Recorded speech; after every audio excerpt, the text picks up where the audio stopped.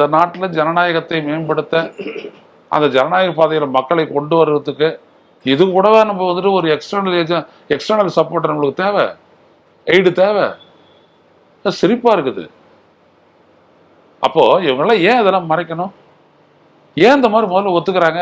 அதாவது US agency for international டெவலப்மெண்ட்னா ஏதாவது எதெல்லாம் கொடுக்குறான்னு கேட்டு நம்மளும் வாங்கிக்குவோம் அப்படின்றதே வந்துட்டு எப்படின்னா ஒரு பிச்சைக்காரத்தனமா இருக்குது.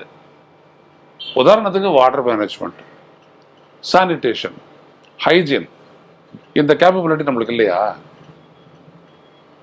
நான் கேட்குறேன், நீங்கள் என்ன பெருசாக டெவலப் பண்ணிட்டீங்க, 5வது பெரிய பொருளாதாரம், 3வது பெரிய பொருளாதாரமாக தொகுக்கிறதுக்கு 2047 வந்துட்டு விஸ்வாஸ் அப்படிலாம் சொல்கிறீங்க. நீங்கள் இந்தியாவை வளர்ந்த நாடாக மாறின ஒரு வளர்ந்த நாடு பண்ணக்கூடிய காரியம் அது.